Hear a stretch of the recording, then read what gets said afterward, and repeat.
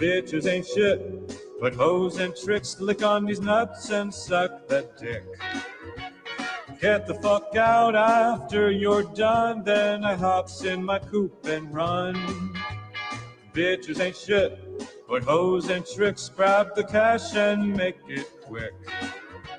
Long as my pocket is nice and fat, don't give a fuck where the bitch was at. Falling down in motherfucking Compton on the streets, tighter than a motherfucker with all of them gangsta beats. Bitches ain't shit, but hoes and tricks. Bailed from jail on a sunny day. I'm hanging with Snoop D-O double G and my homeboy Dr. Dre.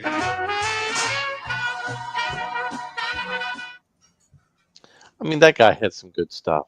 I appreciate it. That was better than what the original that they were knocking off. I approve and I want more of it. Well, welcome again to the Gospel of Comics, aka the Church of Failure show. Although this is a churchless Church of Failure episode. We got Ayrton, we got Rune. Rune's dealing with doggo-related issues, so that's why he sounded like he was calling in from a million miles away. Is this fucking thing associating me with my goddamn webcam again? Fucking I don't know. StreamYard. All right. Once you set it up once, it should be good. It should, but So- StreamYard's fucking retarded. So I would like to take the opportunity to discuss something with the investors in Warner Discovery because we have finally gotten the first taste of the new James Gunn DC universe. So here is my opening statement to these shareholders. Within 2 weeks, there will be major cities quarantined in a giant biological warfare drill. We're being murdered. Most of you are going to be dead soon. They're going to kill you and your family. And most of us are already dead. We'll all be getting cancer soon. We'll all be sterile soon. It's over. You're dead already. You don't like giving your little boys transgender drugs? How about we just kill you, everybody? Like, we try to just let you die quietly. But since you didn't, you've chosen the path of pain. But the people doing this that serve the fallen one, Satan, who's very real and wants to destroy you and your family forever.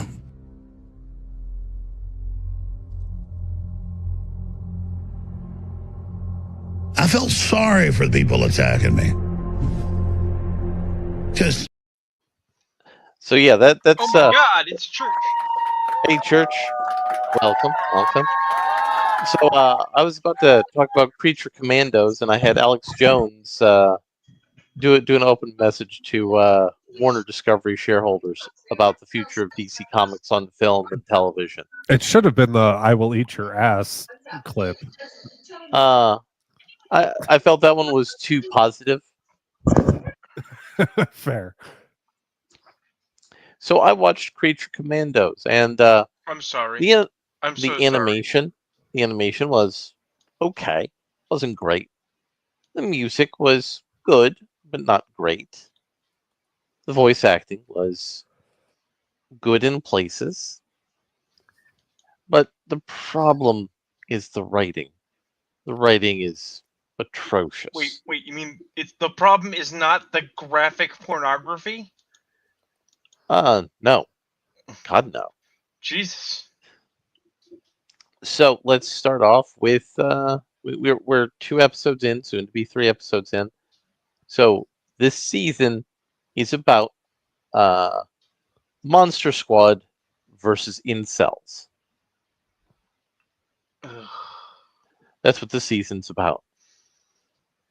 And in the second episode, we see James Gunn with an authorial insert character, because the character has a similar hairstyle to his, and a new to the series character who was modeled after his wife having sexual intercourse.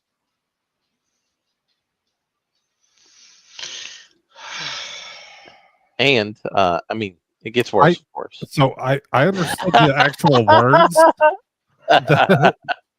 I understood the actual words you said. I'm but- going back to playing Balatro. Fuck this shit. but I'm not sure if I understood this those shit, words I'm up. in that order. Okay. So the opening scene is all about a fake Russian country being invaded by the sons of Themyscira, who are voiced and set up to be incels. Holy shit! And they're led. Wait. Sorry. I don't mean to interrupt.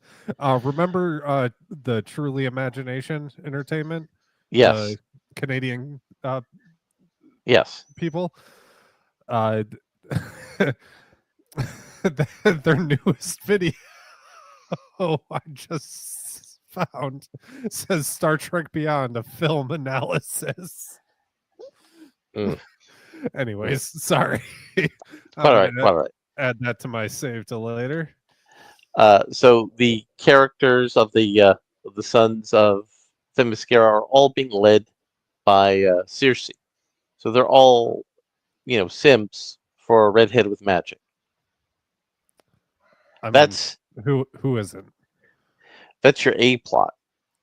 Now, to make this theme of incels and their opposition to fans who don't like them, there's a GI bot, a robot, whose entire, in the first 2 episodes, the 3rd episode, we're supposed to get him some character development.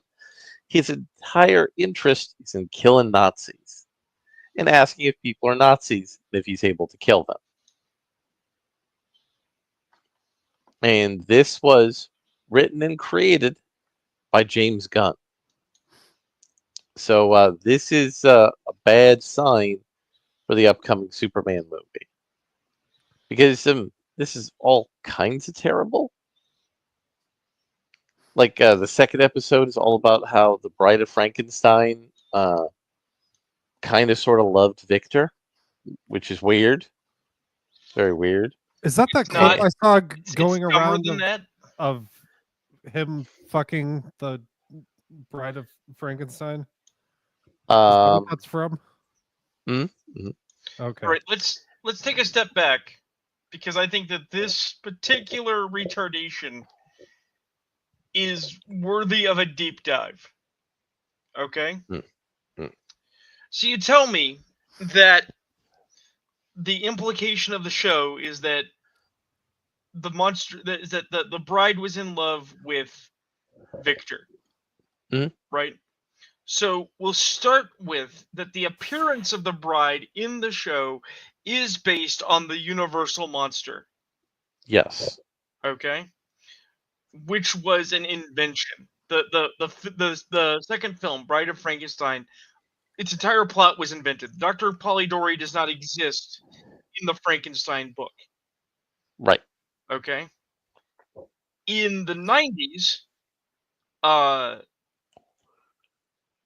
the Mad Irishman, whose name I just fucking forgot, but I will know him. He was the director of Thor. Kenneth Branagh. Branagh did a Frankenstein film with Robert De Niro. Mm-hmm. Also creates and lifts from a fair number of things. I do not recall if it is in that one. Victor's wife was killed, and Victor. Novel, that's the thing. I think it might have been a novel. I don't believe it's a component of the novel. I think they added that for the movie because the novel required that he make a mate, but didn't specify where the parts came from. Right, but this is the thing: is that in the film, I think we watched that movie. They came from hookers in Jersey, right? Yeah. That is a similar movie. The important part is that in the film, the thesis is that the created bride is conflicted, in those few first moments of creation, because of memories of caring about Victor, and also its new state, such that it self-immolates, right? Mm-hmm. James Gunn's big brain smoothie comment was, do people even care about canon anymore? What even is canon? Right?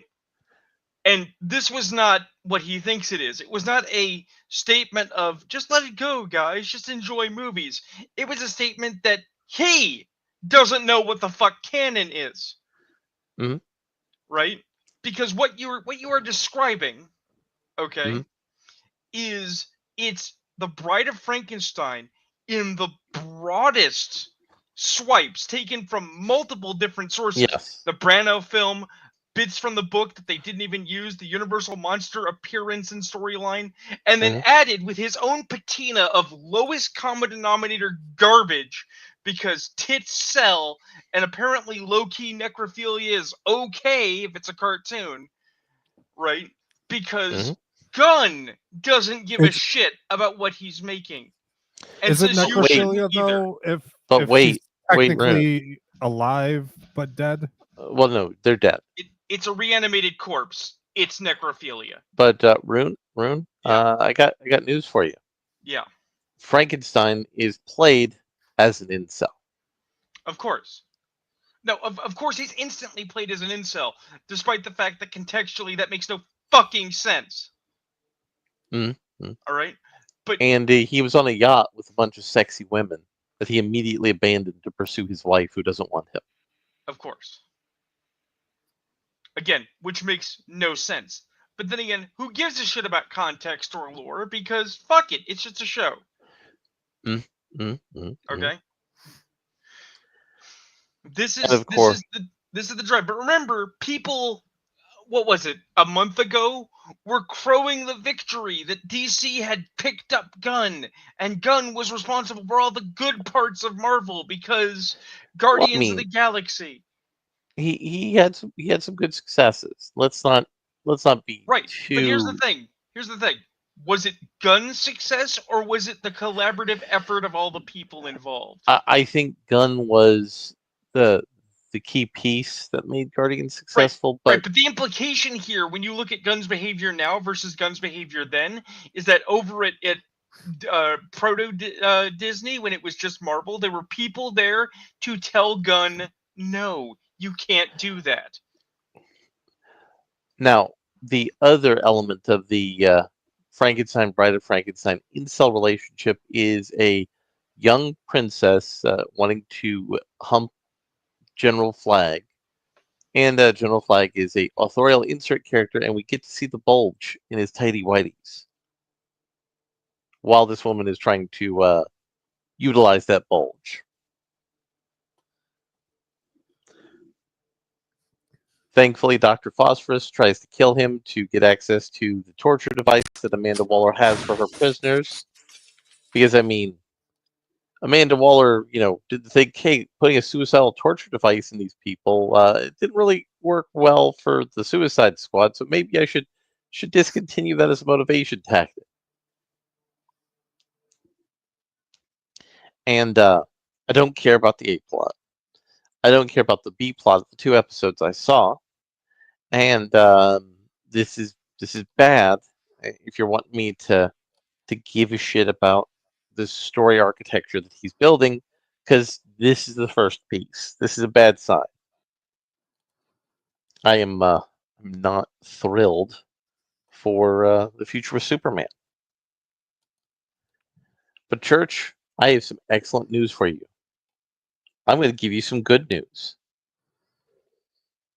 Oh, yeah? It's going to be good news from a Disney production. It's going to be good news from a Disney Star Wars production.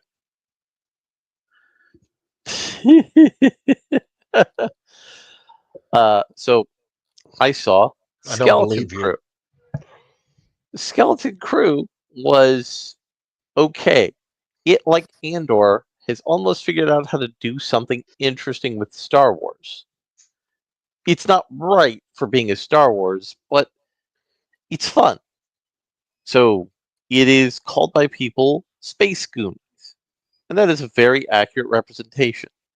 It's about some kids having fun adventures in space that involve pirates. It's Space Goonies. And also the California suburb planet seems to have some sort of authoritarian, dictatorial, security state bent to it that we haven't gotten to see the inner workings of. And Jude Law is going to be a scoundrel with a heart of gold who's going to con the children and eventually become a hero. And the kids want to have fun being a Jedi. And there's a biker chick who doesn't want to go to school. She wants to ride her speeder bike. And it's fun. It's adventure. It's not Star Wars, but it's a fun adventure sci-fi story. It is good entertainment. You know what else is good entertainment? Huh. The new roguelike card game called Balatro.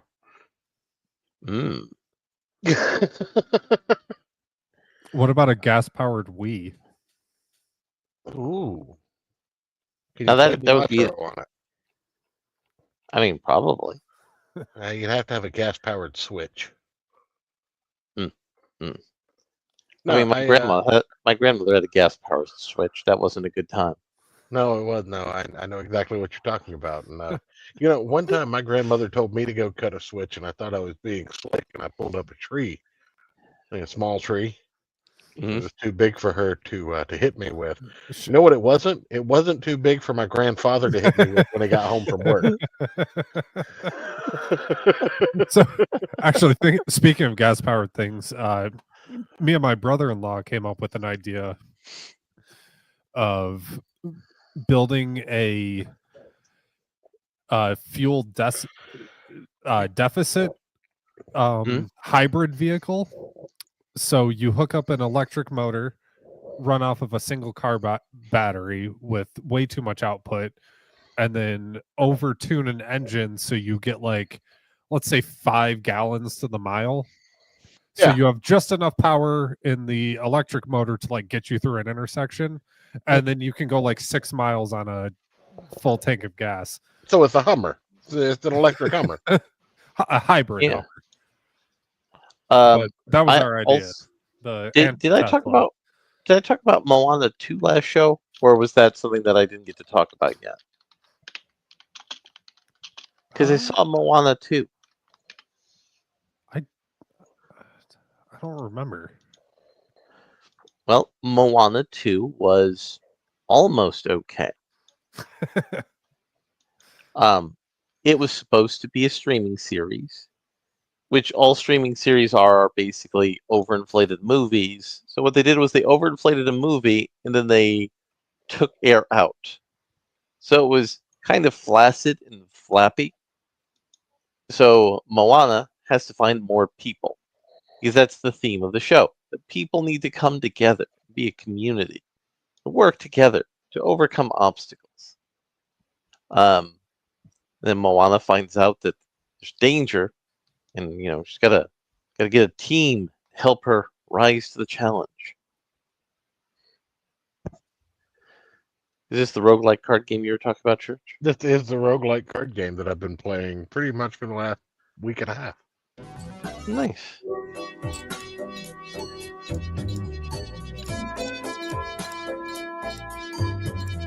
Yeah, you get random jokers and power-ups, and there's multiple different kinds of decks you can play, and advancing challenges and bosses, and you can't just, like, everything's RNG, so you get a lot of shitty runs before you get one that actually works.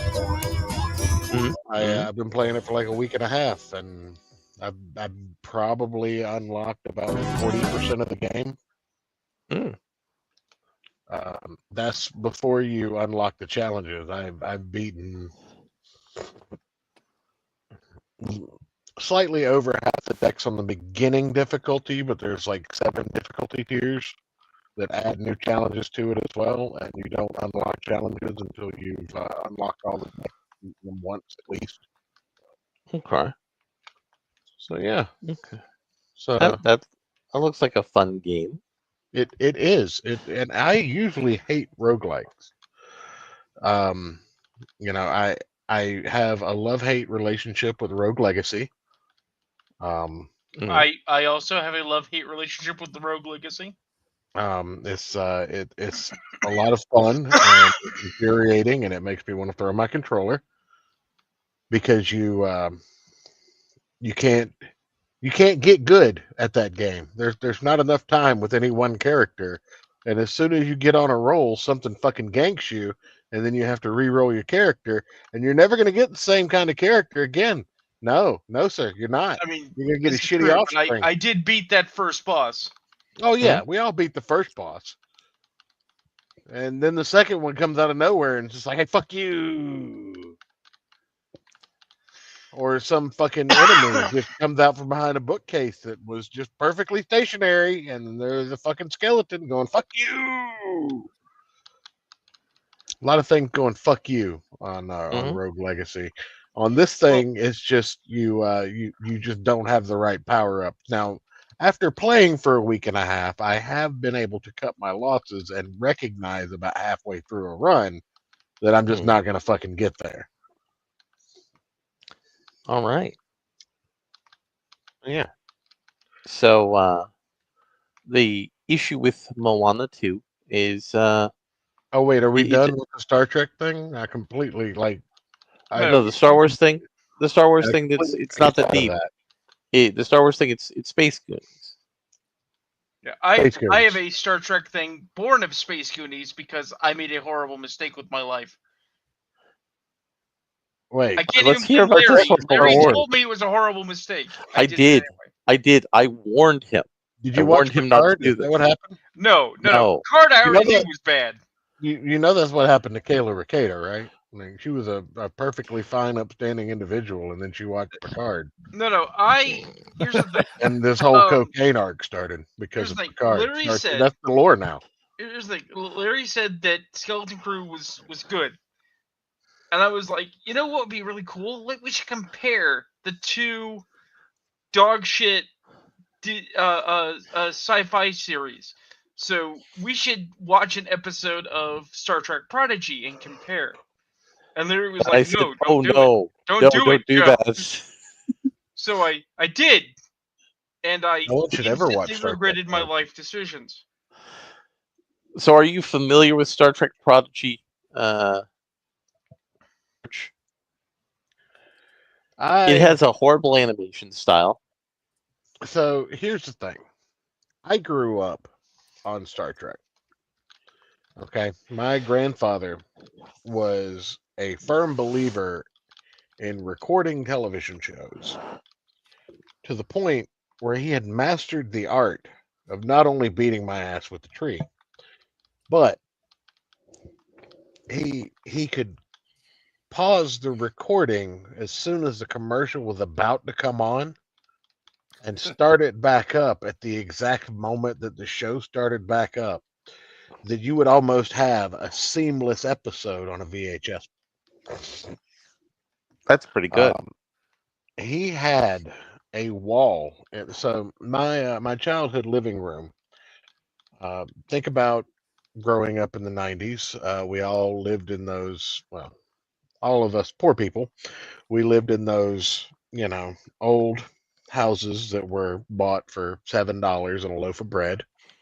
And inevitably there was a smoker in the house, and you didn't go outside to smoke in those days. So everything was slightly tinged yellow. Mm-hmm. And so you've got the yellow living room with the abhorrent sofa that someone thought looked nice with the plastic on. Yes. All of this just sounds like my childhood. And then you have the giant box television, the floor model, with the functional television on top of it. Hell yeah. Beside that, we had a small piano that no one ever played in my entire life.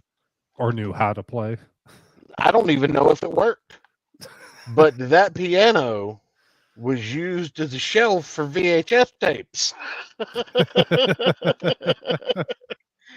and there was a catalog of Star Trek: The Next Generation and Star Trek: The Original Series, and then as soon as it started coming out, Star Trek: Deep Space Nine on Hell yeah. VHS, along with a home recording of the movie V, The Visitors, all Hell of the yeah. Planet of the Apes movies, every Hell yeah. Western known to man. Hell yeah. So, Your so you've grandfather seen had actual Star impeccable Trek. taste. You have not seen the abortion that is Star Trek Prodigy. No, I'm getting there. I'm getting there. Okay. This was also a man who, I don't know if you guys ever dealt with this, but he lived in a recliner. He wasn't at Yes. work or he wasn't in his shop out back in the backyard. He was in his recliner. Yep, that was my Yep.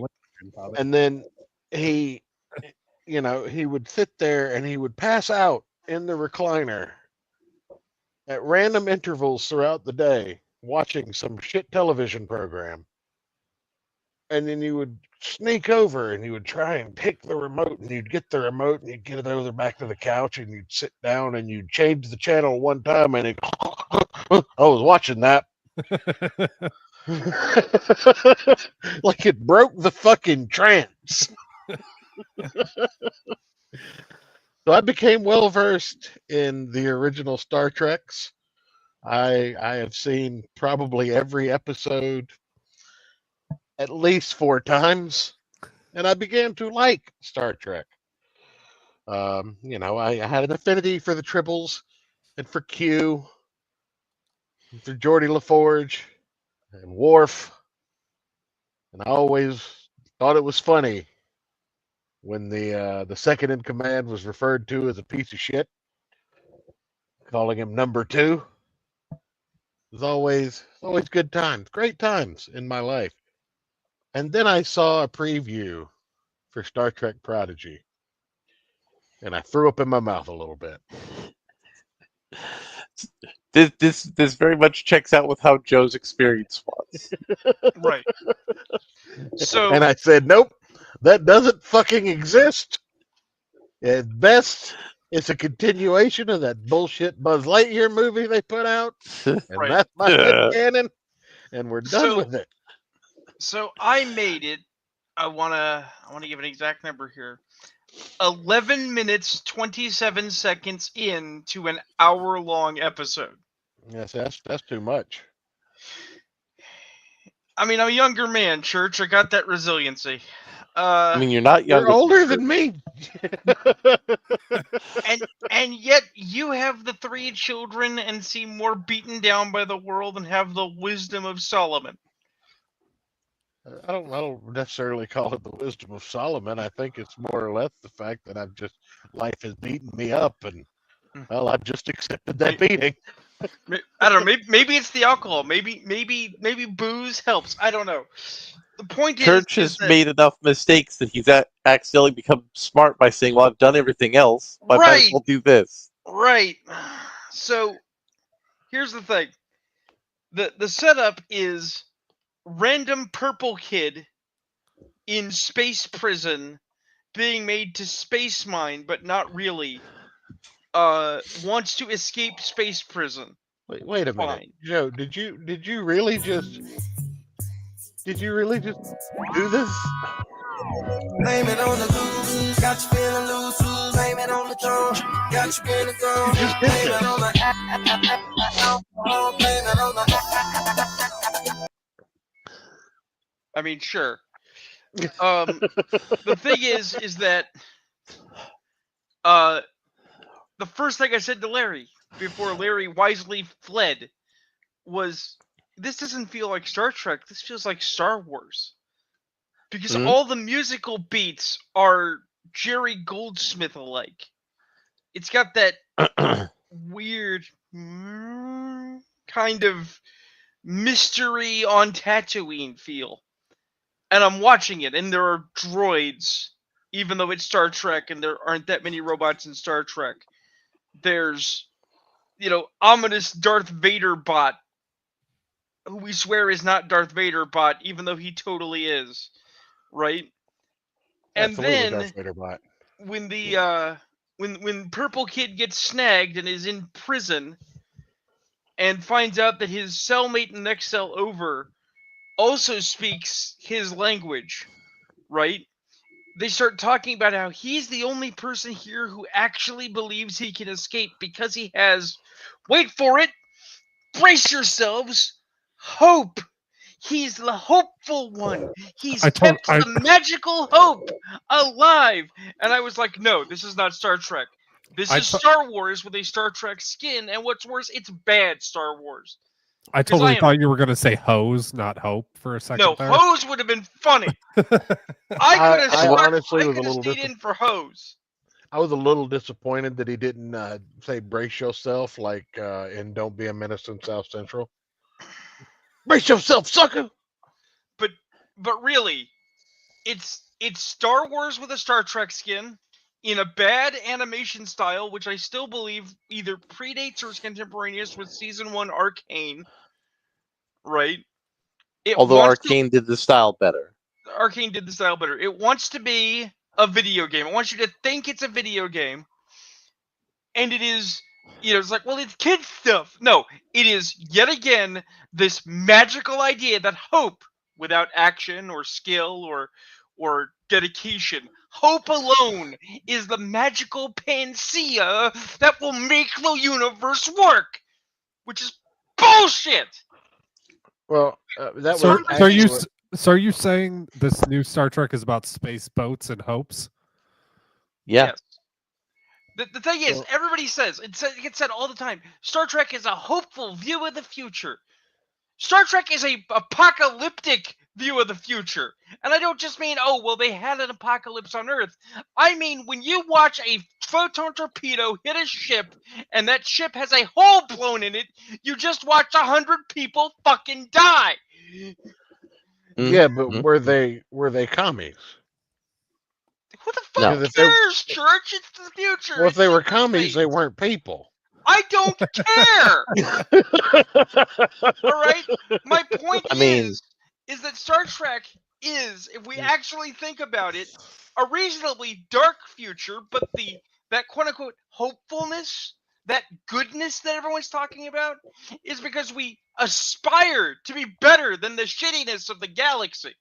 It's not innately good. We make it good through effort, through professionalism, through intelligence. Things that this garbage doesn't want to encourage you. Because this garbage tells you that you're fine the way you are, and that just having good thoughts will make the universe just accede to you. And it doesn't fucking work that way. Because nothing has ever worked that way. Yeah. I'm just saying, I mean, if you shoot commies with proton torpedoes, that is a better future.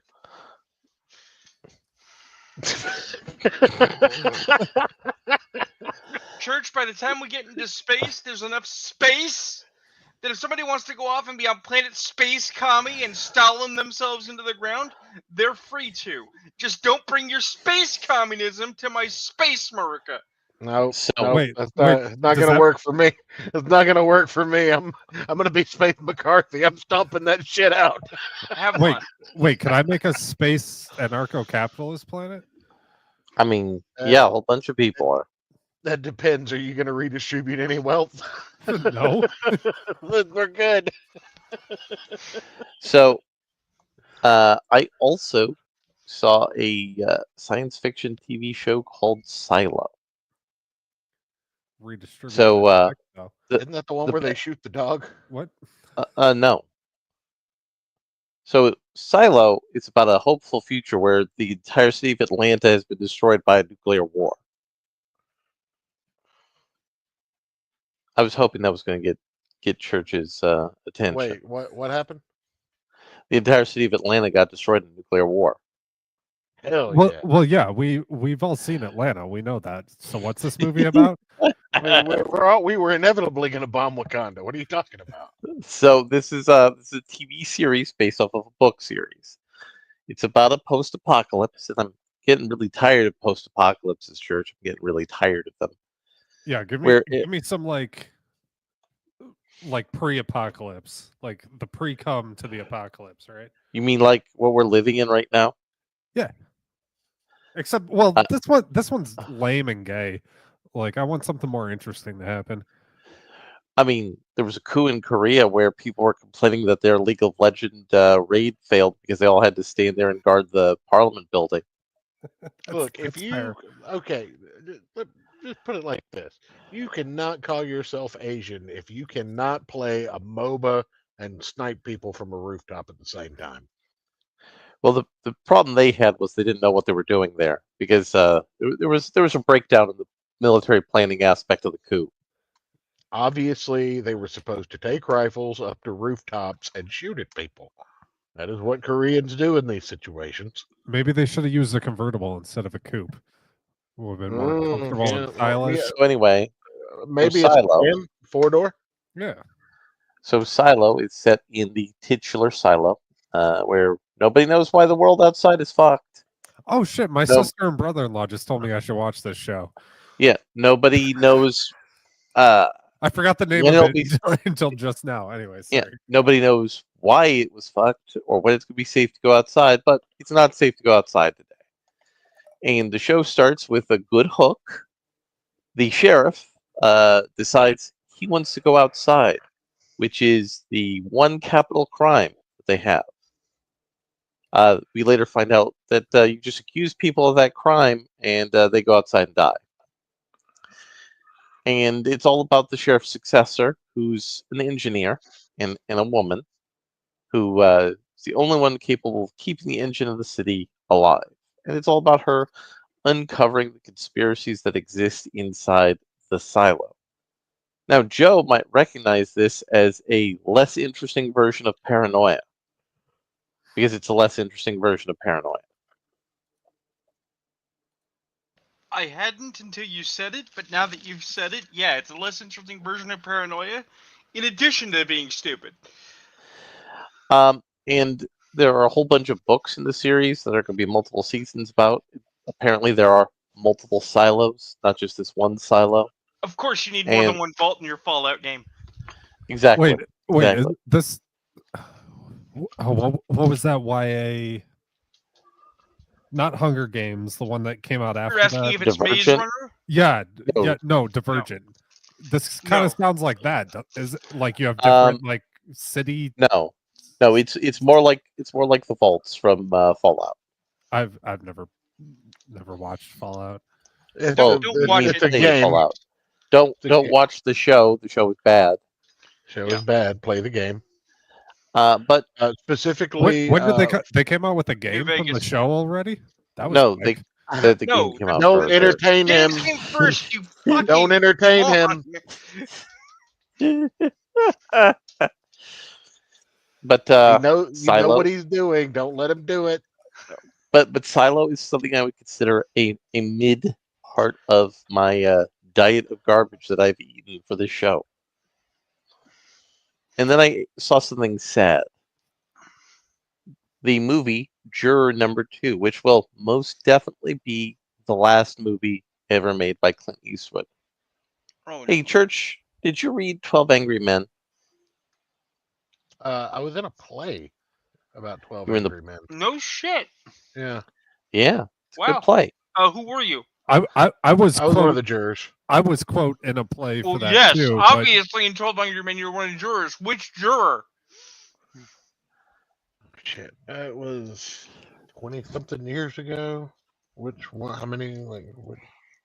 I was obviously one of the background guys. I wasn't one of the stars. Oh, you weren't you weren't one of the ones in the room. No. Okay. So here's the premise of I the just movie. sat in the box in those scenes. Here's the premise of the movie Juror Number 2. What if the person who unknowingly committed the crime becomes a juror on the trial for said crime? And what if he's a good person that accidentally did a very bad thing? A bad thing that Church, you might be familiar with. It's called DUI. I think it was either 10 or 11. The That's- one that. It's still a little wacky. Yep. Yeah. So the problems with the Clint Eastwood movie is its production budget is that of a 1980s and 90s TV movie. And it's got a whole bunch of really good character actors in it who are working in this movie because they want to work with Clint Eastwood for his last film, even if it's not really good.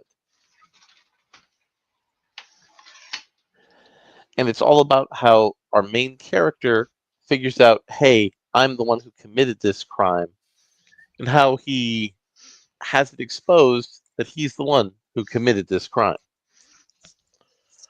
It's a good idea, but the work to make the idea work just wasn't there. The pieces weren't there to make this a fully formed idea. You know what? I gotta cut you off because week after week we come in here and you guys you're all just between the D&D and the new media. Hey! I brought at least 2 things I gave positive comments about. And Ayrton's constant barrage of babble. What? We I don't talk about quality programming on this or any kind of entertainment on the show. I'm going to talk about a brilliant masterpiece of just television entertainment. Have you boys heard of Airwolf? Before you accuse me of not bringing any brilliant content to this show, just share my screen real quick. Well, wait a minute. Doesn't Airwolf star Jan Michael Vincent? It sure does. It absolutely does. Well, I mean, I've always got to be down for Jan Michael Vincent. Damn right.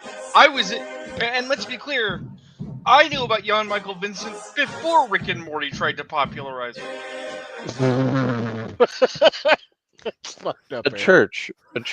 I actually have something good in my back pocket. Something very we're not positive. Talking about Airwolf yet. Okay. I have. So you guys know that I've been on the audiobook kick for a while, and I finished my Dungeon Crawler Carl books. I'm waiting on the 7th book to come out on audiobook, even though I've already read it. The Patreon. In that vein, because of how much I enjoyed my first introduction to the lit RPG genre, I dabbled in a few other titles until I found one that I actually enjoyed, called He Who Fights with Monsters. I think I briefly touched on this before. Mm-hmm. There's the little bit of pander in there, but if you get past it, it's not in your face oppressive. But the guy is from Australia, and he has an obsession with Knight Rider and Airwolf. And 9 books into the series, they just keep making overt references to Knight Rider and Airwolf to the point that I'm. I mean, that's the ultimate secret of why they canceled Stargate SG-1. What? Because after, like, what was it, 7 seasons, 8 seasons, they just ran out of MacGyver jokes. Oh, yeah, the MacGyver jokes. Stargate SG-1, I think it went on for 11 seasons. Right. Well, that's why they brought in the new actor to play the lead. Yeah, just long enough to have to run out of MacGyver 10 jokes. seasons and like 2-3 movies. And then they did Stargate Atlantis for like 4 or 5 seasons. Which was a tire fire, but was somehow not as bad as Stargate Universe, which was worse. Stargate Atlantis was 5 seasons. Stargate Universe was 2 seasons. Somehow they had a better actor in Stargate Universe and worse writing. That guy, the guy that was in Stargate Universe, the main guy, wasn't. No, he just looks like him. That's not the guy from. Oh fuck! What's that detective show where he reads micro aggressions and shit, like micro ticks or what? It's a terrible show, but it's one of those I got sucked into watching.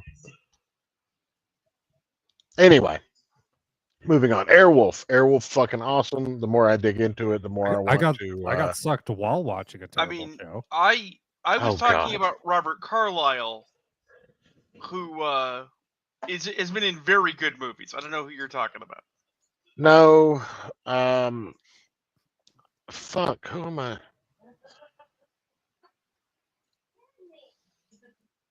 It doesn't matter. I'm just getting distracted. Well, here's the at thing. this Are you point. talking about the show Taggart? No, I'm. Okay. It's just. Because Now I've got to look it up. Carlyle was on Stargate Universe for 40 episodes. Lie to Me. But that's not the same guy. It kind of looks like. No, that's Tim Roth. Tim Roth and Robert Carlyle do not look the same at all.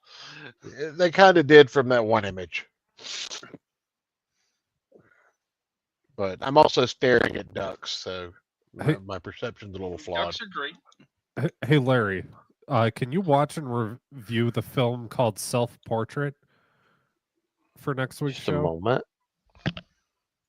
Let me look that up. I did actually watch a really good movie this week. You mean the 1969 film? Yes. That feels like it's going to hurt me because it's the John Lennon Yoko Ono movie, and it's 42 minutes. Anybody that looks at it. It's 42 minutes of John Lennon's anatomy, according to IMDb. Oh God, this pattern is terrible. But so, as I was about to say, I watched something good from the island of Japan called Mononoke the movie, The Phantom in the Rain. So it's a movie about two young women who decide they want to become servants to the emperor. One of them wants to become a concubine to the emperor because, I mean, she's pretty and she thinks she could just, do that. And the other one wants to become. Check your Twitter DMs. And the other one thinks, oh well, I can, become an important functionary as one of the women who do functionary things.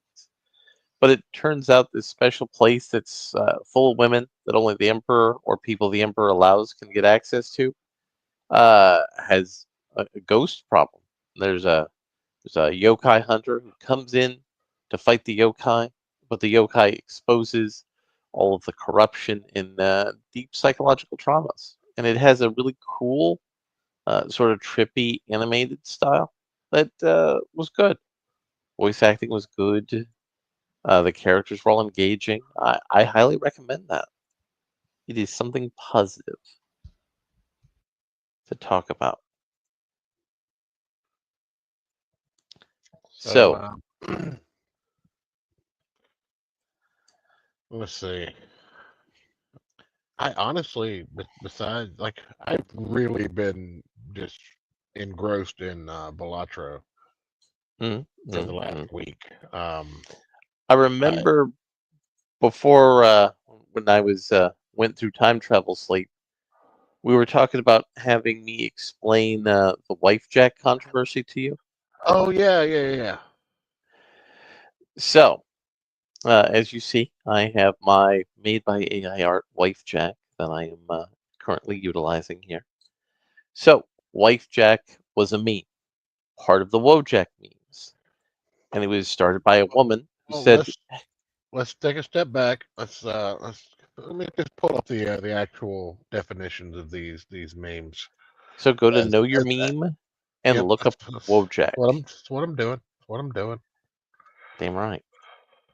I know how to internet. God damn it! Been doing it since I was 13. I was one of the originals on the 4chans. So, Feels Guy, also known as a Wojak, is an MS Paint illustration featuring a bald man with a sad expression on his face. It is often used as a reaction image to represent feelings such as melancholy, regret, or loneliness. Wojak memes of the genre have grown to include various remixes and edits of the character to express various feelings. So there are currently over 200 entries to Wojak. And then that is followed up by Wife Jack, Yes. sometimes misspelled as Wife Jack. Is a Wojak variant depicted as a woman with long red hair, gray sweater, and a necklace. Freckles is typically used as a meme to portray a stereotypical wife. The character was designed by a Redditor, Ava spelled backwards, and was first used as a meme alongside the caption representing a stereotypical wife on X Twitter, becoming popularized around 2024. Another Wojak. Around 2024, it literally happened this month. Get the fuck out of here. No, in April, It was actually. last month. Oh, it was in April. But the controversy happened last month. Yeah. Oh, okay. Whatever. This is actually a self-portrait of, like a stylized self-portrait of Ava spelled backwards. Yep. Now, somebody took that stylized self-portrait, smacked that onto a meme coin, right? And people started buying. And then Dad Jack and Daughter Jack happened. Daughter Jack also has a meme coin that has her visage smacked onto it. Then Andrew Tate and Nick Fuentes came out and said, desiring having a wife and family is very homosexual. Well, yeah, that's because they're gay. It is. No, Yeah. not if you wear socks. Not if you wear socks during the ceremony. Well, yeah, that's why. I got that sock tattoo on my foot. Remember? I'm not saying you're wrong, Church, but I'm going to assert that it doesn't matter how many pairs of socks Andrew Tate wears; he will always be gay. He has lost his not gay privileges. Now, various people speak about how the desire to have a wife and children is counter-revolutionary, and they don't think about, well, why is it all those men fought in the Roman legions? It was to get land. Why were they trying to get land? So they could have a farm, raise a wife, have children, and further the glory of Rome. But these people who are opposed to Wife Jack... So what you're saying, Larry, is you've been thinking about the Roman Empire a lot. I mean, I always do. But the people who oppose the Wife Jack meme are connected with an entirely different set of crypto bros than the crypto bros behind Wife Jack. Oh, Jesus Christ.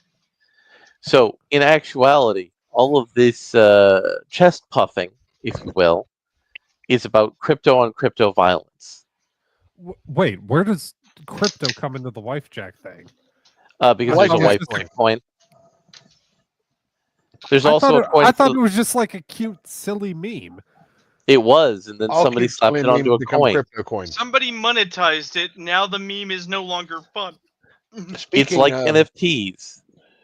Speaking of crypto, though, leading into we were going to talk about the hawk to a girl. Yes. Well, I've actually got four things to talk about because of what you just talked about with the Wife Jack. Because I knew I was going to set you up for that. I was prepared to do that. So the first one, Haley Welch, aka the Hawk Tua chick,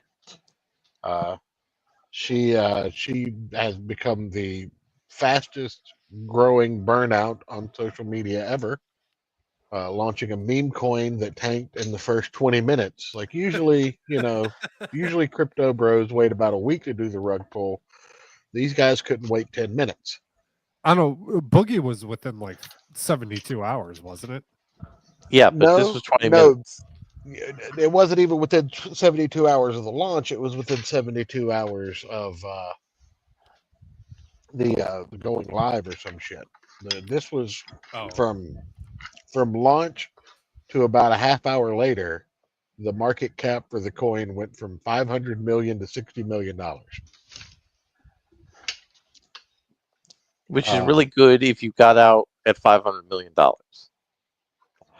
So, I mean, within minutes, there was Twitter Spaces going up. A gentleman by the name of Doc Hollywood went to the defense of one Haley Welch, and said that there was no rug pull. You don't believe your lying eyes, and even though the wallets were all available and accessible. Yeah. So CoffeeZilla and what's his name, Moist Critical, we're Yeah. both on this in a hilarious fashion. But yeah, I expect a lot of people are saying this chick is looking at possible jail time, which is funny. I Okay, mean, if I was a juror on that trial, I'd be like, y'all were dumb enough to buy this coin. No. that is part of the problem. And she could say, "Listen, I just paid them the rights to use my name and likeness. I wasn't involved in making any of the decisions." Yeah, Are you guys but I familiar with believe the a comedian couple of the wallets that were Chris involved in this Porter? was her, wasn't there? Right, but she could say that they actually used her wallet for her.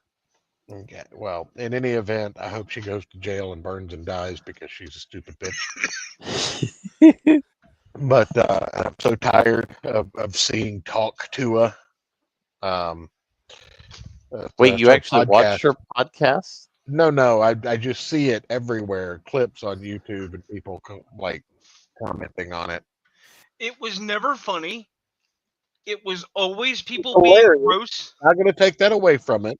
It was hilarious for the flash in the pan 2 seconds that it was funny. Like Rune, do you not remember the songs that I found based off of it? Those were Yes, great. and I did not find them hilarious. Or somebody who It's made okay the to be Greyhawk wrong. 2 setting for D&D? You know, There's that people still out does there that not don't make like hilarious Airwolfer. hilarious. There's people out there that don't think Airwolf is great. There's people out I there that think mean, Knight Rider is not good, and I mean, I mean, they're look. also wrong. There are also people who think that Airwolf was the wrong decision, much like Transformers was the wrong decision over GoBots, and Blue Thunder was the better helicopter show that came out. I mean, With it's Roy a sad Scheider. world it's a sad world we live in. But I'm not going to take away the fact that it was kind of funny for a second. It never should have been like this woman never should have gotten any fame off of it. It's sad, and it says a lot about our society. If anything, what she should have gotten, indeed, I'm surprised didn't get, was mockery. VD. Well, that too, but definitely mockery. Because she also is famous, making sauces too. She's famous for admitting she spits on dick. It's like, that's classy, lady. Thank you. I mean, in my day. And apparently that is a very common thing for boys to say to young girls in school these days. Oh yeah, but that's because we have failed our children. But anyway, second note of point: Nick Fuentes was arrested in Chicago on Friday. Yes, Rune asked about this question, and I thought you might be concerned about touching on that, but I can go in and add some context to that. Yeah. So there was an old Jewish lady who took a little offense to Nick Fuentes tweeting out "Your body, my choice," and knocked on his door to give him which I didn't know Nick Fuentes was into BDSM. But just this elderly Jewish lady knocked on his door and started talking to him, and apparently, according to court documents, Nick Fuentes was so fearful for his life that he had to pepper spray an old lady. And was arrested for assault. So couple of good things to come out of this. It's on public record now that Nick Fuentes is scared of old Jewish ladies, and that he's like 5'4". Yes, he's a little taller than Ethan Ralph. He also was probably one of the men to give and receive oral sex from Destiny. And Ellie Alexander was probably the other one, or one of the other ones. $1 million idea. Somebody call a fight organizer. Nick Fuentes versus Ethan Ralph. The winner gets to walk away from their incipient prison sentence. Well, Ethan Ralph has accepted a plea agreement. Doesn't For involve his, him getting into a fist fight with Nick Fuentes on TV. No, but he's Sad made a dick. plea agreement with the state of Minnesota over his Yep. witness tampering. Yep. So he is on a, what is it, 90 days suspended sentence for 1 year. Hmm. Is that what we're looking at? Yeah. They'll just So let anyone back to basically, he Minnesota. can't fuck up in the States again for the next year, which he inevitably will, probably on an airline of some sort. I will say again, they'll just let anyone in the States, won't they? I mean, this is the place. This is the country his daddy gave him, Rune. Yeah, but I'm saying And the he- problem had removed itself. He was Mexico's problem. We could have left him there. If only. If only. And I watched a movie on Netflix that I decided to watch because I had this thought, right? Because I was thinking about The Rock and how The Rock tends to get a lot of bad movies. And I'm thinking, like, well, what if The Rock played a bad guy? And so the movie I watched was 2010's Faster. So The Rock was a guy who was a getaway driver for some criminals. But instead of, just being a getaway driver, though he's not built like a getaway driver, but we'll let that slide for a moment. Sorry, real quick, Larry. It took me a minute to find, but I found what I was looking for what the Hawk to a Chick's defense should do in the case against her. Hmm.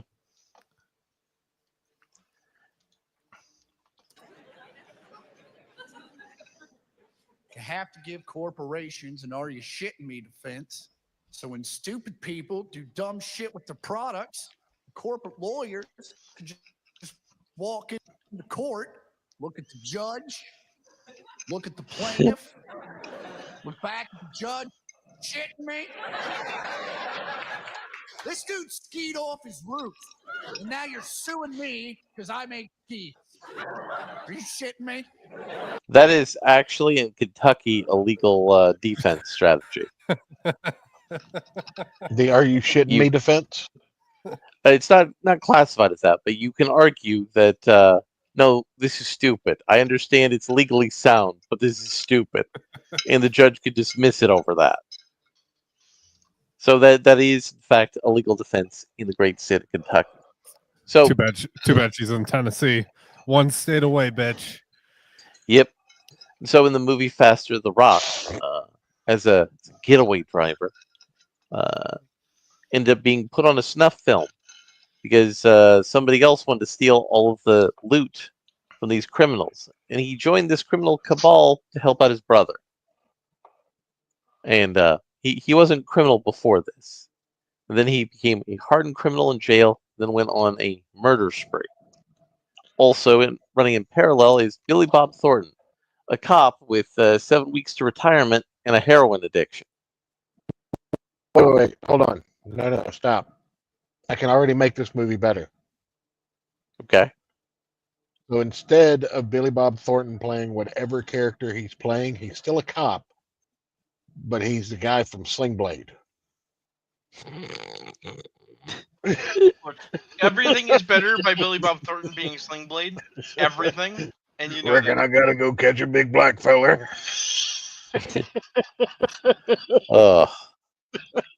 And The Rock starts hunting these people down and killing them. They're all scumbags, except for the last one, who turned his life around and became a televangelist, revival preacher.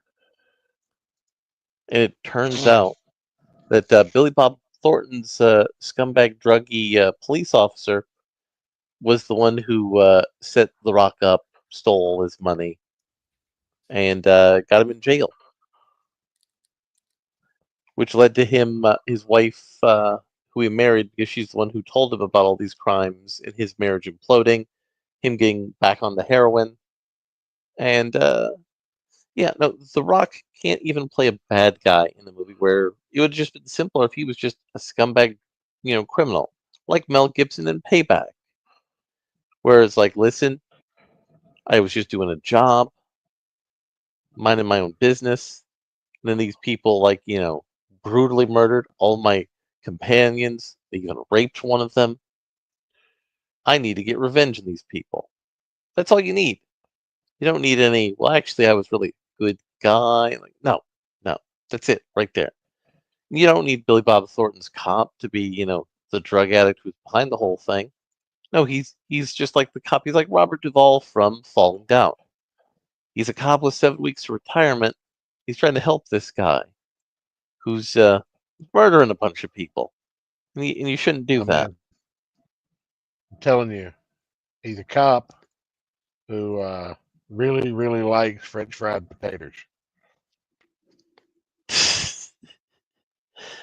Ah. Telling So, you, much better movie. but that is my media contribution. We do have some news stories. Some of them that I think Rune might be wanting to talk about. Oh boy. So Rune, do you have anything in particular that you want to bring up? Well, I did mention earlier I actually did see a good movie this week. A little bit older, I want to say, but not super old. I saw The Raid 2. Mm-hmm. And martial arts fight and action film. Solid follow up to The Raid if you've seen The Raid. But most importantly, at no time did they shit can the context of the story for politics or emotional bullshit. It's just a guy doing his job, being undercover in basically, let's call it what it is, Crime City, right? Trying mean to Detroit? survive so that he can come. No, this was in Southeast Asia, so Asian Crime City. But trying to Was survive it? so he can Was go it? home to his wife and his new baby that he is not seen for the entire duration because he is super deep cover. What was that you were Deep about to Cover say, was a Aaron? good movie. Oh, I was gonna say, are you sure it wasn't Detroit? Take him to Detroit. No. Something that came across the Twitter. If one of you lads could pull that up. I mean, there are so many things here, That's lovely. Larry, that you want to. You said we might want to talk about.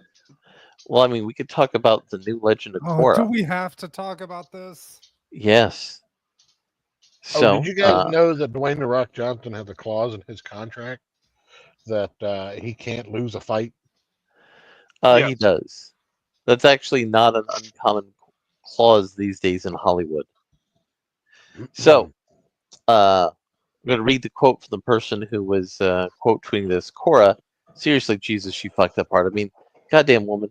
It's all just an apocalyptic desert left in. No previous avatars to help, so the one that pretty much impossible task to fix her shit. But hey, Korra is written by better people. Could be quite better as an interaction. So, in the future of the Avatar universe, everything's become a post-apocalyptic hellscape. The 4 nations are gone, and they have been changed into 7 enclaves created by Korra. And the new Avatar is that little brown girl with a metal leg. Right. This is because in the comics they have decided that the Earth Kingdom is not made of Imperial Chinese people. It's made of East Indians. You mean Even though Pakistanis? that was the Air Kingdom. And yes. Yeah. And I stand by. We need to remember that the approved new title is in fact Controlled Human Avatar Zones, or the I like Chaz. I like that. I like that. But it worked. It worked so well in Seattle for a week. Let's totally make a fantasy setting based on that shit. like, what if we could grow food on top of cardboard? That That was I the mean- thing that happened. You can grow psychedelic mushrooms in cardboard. Right, but they were trying to grow, food with topsoil on cardboard. Well, that's because they ate too many of the mushrooms and they grew on cardboard. So, what do you guys think about the fact that the show admits that Korra is so much of a failure that there's just a post-apocalypse left that they have to encounter in her wake? I mean, if they talk a bunch of shit about her being the previous Avatar, I mean, they're not going to do that. I know they're not going to, but if they did, I'd be here for that. But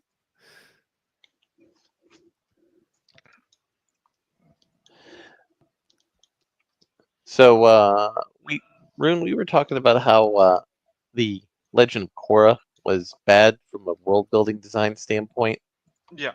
and this is worse from a world-building design standpoint because they want to have an aesthetic, probably an aesthetic that somebody in marketing said, "Hey, post-apocalypses are hot right now." Oh, before you get into that, the wife, I got her Christmas gift early, and big Legend of Zelda fan.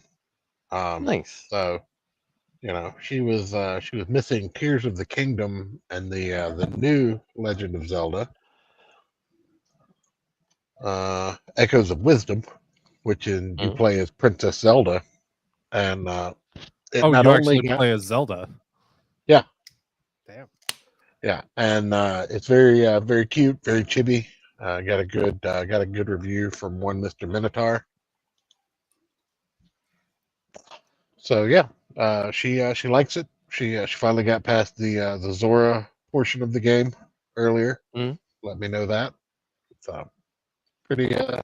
Pretty good. If you're not going to play Balatro, you should play that. So, Rune, what would you like to sort of punch up here as we're talking about how this is shitty world building and how the shitty world building informs other things that are shit? I mean, if we're talking overall about Korra specifically, and how this new one also indicates shit world building. Well, I think Ayrton has the right of it. I just don't want to talk about it. And it's not because it's not a subject worthy of our conversation. We're cheeseballs. But just, it looks bad. It's going to be bad. And contextually, it's bad. In matter of point, since you pulled up since we were pulling up those images, I want to point out two things. The first being that in this last picture of the three, right? Mm-hmm. Our nascent avatar requires an ape to ride around on. Mm-hmm. So, the equivalent of the air bison. Somebody said, "Well, look, everybody liked the air bison. We need a new animal. What if we made a monkey thing?" But then the next thing is that she has some kind of companion, guardian, air nomad type. And we'll ignore the fact that on their helmet is just the straight up, Empire symbol from Star Wars. The obvious implication of this not Mandalorian, I swear, is they knew somehow that their very special disabled avatar I didn't put that together. would not be able to have the force multiplier to combat the foes that it would encounter on its grand adventure. So they added a person with fighting magic. This shows just a fundamental lack of foresight and creativity. I have said to you before in conversation that I don't have a problem with heroes with prosthesis. I have a problem with combat wheelchairs in D&D. So right? I do want to push back on the animal thing because they kind of built that into the lore, like in the original Avatar: The Last Airbender, when the dragon shows up to tell Aang shit or whatever. Right. So I'm fine with that. Right. What I'm getting at is that this is clearly not done for a storytelling purpose. This is done for it's cute and toyetic, And it worked in the first series. It kind of worked in the second series, so it'll work in this series too, right? Remember Avatar? Remember how you liked Avatar? Well, it's not Korra, but our Avatar has a monkey now. Isn't that different and adorable? Buy it, asshole. Now let me read something There's, here. there's something mercenary in it. As relayed from 4chan to Twitter by user Kirith Chronicle, the series' lead Earth Avatar protagonist will be Priya, a homeless 9-year-old female amputee whose closest companion is a large feline-type creature. According to her description in the aforementioned casting call, the independent, kind, and resourceful young Avatar is a reluctant hero who avoids altercations or fighting, but still believes in helping people using her creativity and wit. We're doing the reluctant hero for the third time in a row? They have She's a talented musician and loves to make up songs with timbre, a guitar-like instrument. He continues, Priya became an amputee after an incident in her early childhood. They have nothing. All right? They spent their creative wad wasting it on Korra. Okay? Even then, in Korra, the only interesting part was the villains. Right, but what I mean is that they really thought you'd be into their fantasy 1920s. They thought you'd really be in to their narratives, and you weren't because they were garbage. The first part of the first season, I was like, okay, this is kind of has an interesting aesthetic. Let's see where they go with it. And then they did nothing with it because they had no further idea than wouldn't this be cool. Yeah. Do you want to build a snowman? There's no snow in our desert, church. The series will establish. I will say, my favorite character though from Korra is the airbender anarchist that sucks oxygen out of leading politicians and stuff. That dude was based. Well, of course he is, because you like the voice actor. No, it's because I'm an anarchist, and if I could suck oxygen out of politicians, by force I would. Oh, hold up. If you could suck the what of politicians? Oxygen. Oh, hold up. Actually, it's worse because there's more to the leaks that I found in another article from Bounding into Comics, and I don't want to blow up anybody's computer. I just want to fill this in for Ayrton. The voice actor for that air nomad you were speaking of was Henry Rollins. Who? Henry Rollins from Rollins Band. From Black Flag. Also Black Flag. Oh. Also Mad Stan in Batman Beyond. Oh. Also the guy they modeled Negan after. Mm-hmm. Yeah. In providing information about Priya's backstory, the leak further detailed how once the new Earth Avatar is born, we will learn that she's actually be from a set of identical twins, the pair of which will be focal points of the series. So it's the Acolyte. The Order of the White Lotus, the secret group is... So are they going to do the Star Wars thing where you have the binary... That's what I said, the Acolyte. I'm reading it right now. It's going to be 2 avatars, and one of them is going to be good and one of them is going to be evil, because of course they are, because these people are fucking predictable. Hold up. The Order of the White Lotus, the secretive group who have taken upon themselves to forever track down and train the next Avatar, is expected to have taken one of the twins and raised her in wealth. She is seen as the more powerful of the two, they explain. It is unknown if they are separated at birth or as toddlers, but the second twin somehow ends up cast aside and forgotten. She grows up on the streets, one of the new havens with her animal guide. Eventually, the two twins are reunited and begin training together as the non-Avatar twin, still very powerful and has actual training from the White Lotus. Per the casting call, the twin is named Nikki and considered the snarky opposite to Priya. She loves her powers and the attention it affords her, but her biggest fear is to be forgotten or not accepted by others. Explains Avatar Studios, Nikki is awkward, but puts on a face of super confidence to hide the fact that she feels like a fish out of water.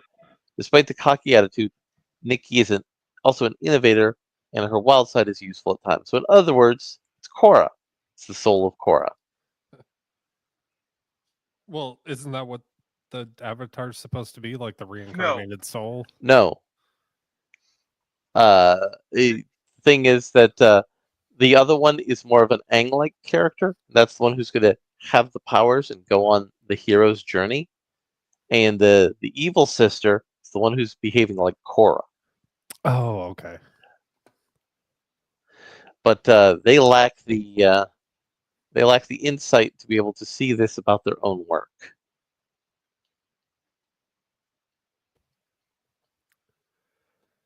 To say nothing of the fact that their basic thesis is flawed. You want to tell me that your main character is someone who suffered a life-changing Injury. maiming, right? Also, while she's abandoned as a child. Right, and so has become a recalcitrant towards violence. They're very sensitive to violence, and is perhaps not very socially adept. But they love their monkey cat because apparently it's a feline, even though it looks like a fucking monkey. I'm open to that. I'm open to the idea that Avatar's always mixed animals together and called it a whatever. Right, but I'm open to the idea that a early trauma, that's right, we're gonna use the big T word, trauma, can shape a character's personality in a given fashion, and therefore part of their hero's journey would be overcoming that, right? Learning to be courageous despite early misgivings. That works, right? But then, let me get this straight. So we took the child, we raised the child in wealth and opulence, we trained the child from birth to use its might while telling it that the sun came out of its asshole, and the response was, it's awkward but funny. No, that's not what you get. Well, that's speaking of trauma. What would you call it if my daddy issues have caused my entire life to revolve around getting attention from guys? I believe the woke term is trauma, but the medical term is called being a whore. Yeah. What you actually get out of that is Joffrey Baratheon. Yeah. Okay? You get a character who is arrogant, self-assured, believes they deserve everything that they demand, and will straight up use power to kill you to get it. And probably stupidly. Alright? And if they had the balls to do that, if they had the balls to say, here's what happens when you get an avatar that is a fucking monster, I'd be down with that too. But they're not going to do that. An avatar who says, listen, the only way to solve the problem of this planet that's been turned into a post-apocalyptic wasteland is to reduce the population. Right. Very Georgia Guidestones. Instead of these 7 enclaves set up by my progenitor, what if there was only one? And what if I was in charge to guide and protect my people into the future that I've designed for them? That sounds like a villain arc, Larry. It does. It does. And that would be a better option than what we're being presented with here. In fact, what if, because it's a plot, what if it was discovered as our main characters going around the world, traveling and seeing new things, that the 7 enclaves were not originally enclaves, but they were new cities established as new city-states to try and diversify culture, to break away from the balance of exactly 4 kingdoms plus Republic City, because that wasn't working. Well, right? it sounds like they're trying to take... Wait a minute. But what if it was then found out that Korra had nothing to do with the desertification, and it was actually a bunch of assholes trying to genocide people? Well, it sounds like the 7, whatever tribes or whatever shit, they're taking a book from the 7 sages from Egyptian mythology. They're not. You're giving them way too much credit. So here's what it is, right? There's 4 elements, plus they also invented elements for the show. They have blood bending. Technically, there's 5 elements. Well, blood bending is just water bending. Right, but no, since they invented it, they're going to count that as an element. There's metal bending, even though, again, metal's just earth bending. Right. And then there's spirit bending. So they're going to be a little lightning for each of those. No, lightning's part of fire bending. But no, here's Ayrton's right. Wait, if blood bending isn't water bending, then lightning isn't fucking fire bending. Yeah, right. Ayrton has the right of it. No, they're going to make a city for every permutation of bullshit they've invented.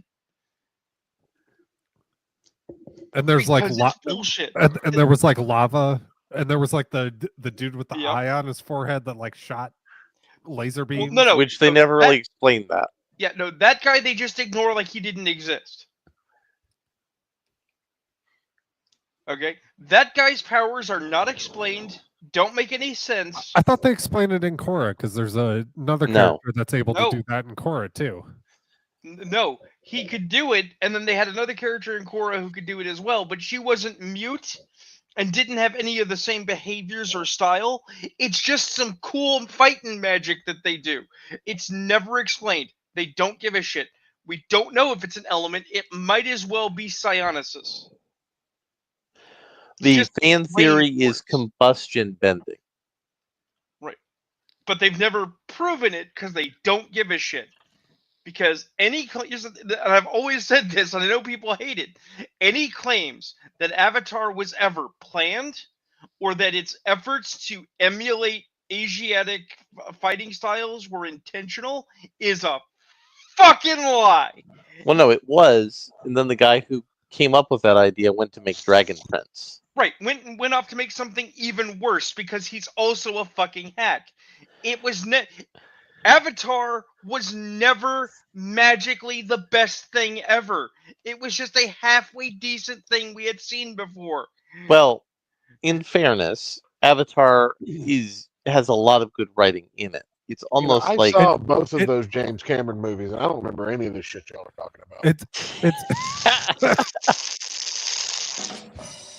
No, so the That's original because one. the only good thing to come out of either of these Avatar properties is the porn parodies.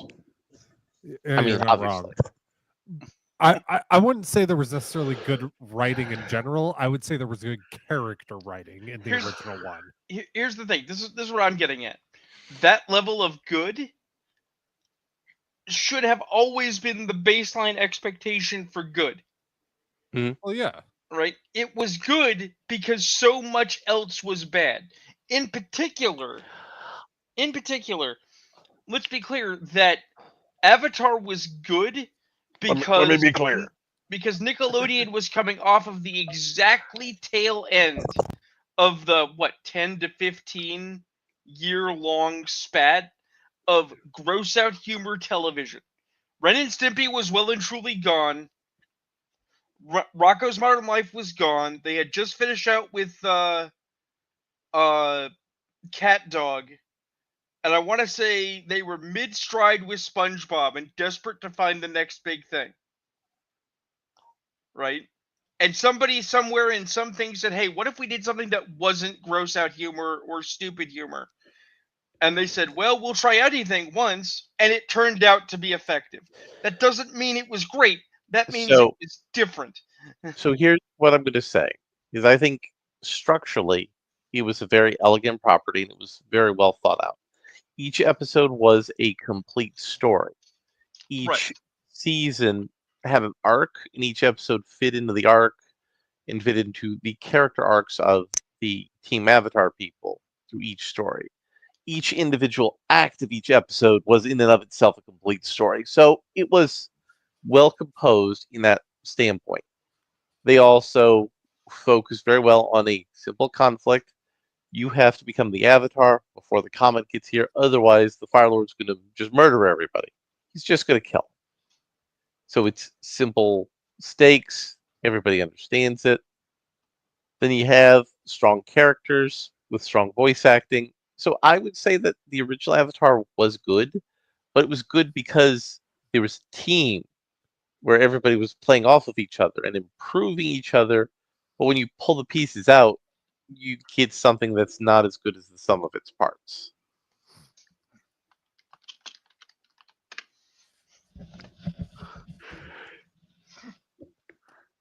I mean, I can accede to that. I'm just not going to fall down on the pedestal and bemoan the death of Avatar as the Avatar were special. Okay. Well, I mean, I'm only bringing this up because Korra was bad, and what they're doing now is worse. Here's the thing: I'm not saying they couldn't have done comics. I'm not saying they couldn't have done games. If they had stopped with the show where they stopped, right? If they had just been said, we're not going to do more animation. Sorry, it's not going to happen, right? Not only would they still be riding high, right? But no one would have blamed them for the M. Night Shyamalan movie. No one would blame them for the Netflix show. We'd all say, "Yep, that's corporate profiteering." But the original guys, they did something real special. Well, but they couldn't left. do it. They They wanted left that on money. the Netflix show. They thought they could get the Netflix show to work, and it didn't. Of course, it didn't, because that would involve, doing it right. I'm just saying, it's very weird how the guy with One Piece, who had really good lawyers, was able to do it right. Weirdest thing. And there is going to be no more Doctor Who on Disney. Yay-ish, I guess.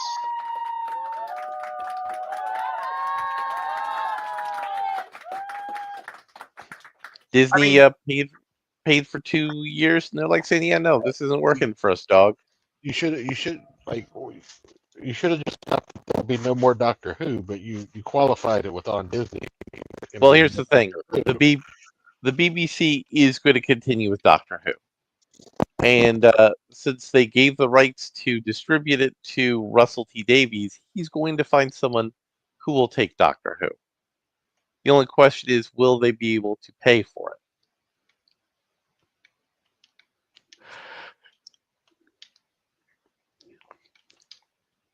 And a lot of people have. It's harsh, but I believe everyone involved in this story should die. And for some reason, the Christmas special this year required an intimacy coordinator. What? An intimacy coordinator. Do you know what an intimacy coordinator is? No. So an intimacy coordinator is somebody who you hire for a TV show or a movie to tell the actors how to be naked and pretend to be sexual, but in a way that they're comfortable with. I mean, I completely think about people being nude when I think about Doctor Who. And Christmas. Don't forget it's going to be nude and sexual for Christmas. Yet again, something that can only be improved by the porn parody. Well, I mean, I think this is a problem. Is they're trying to do a bad homage to the porn parody. Here's the thing. Never thought I would say these words, but here they come. I can't believe that Marvel's What If did a better Christmas special than Doctor Who. Yeah.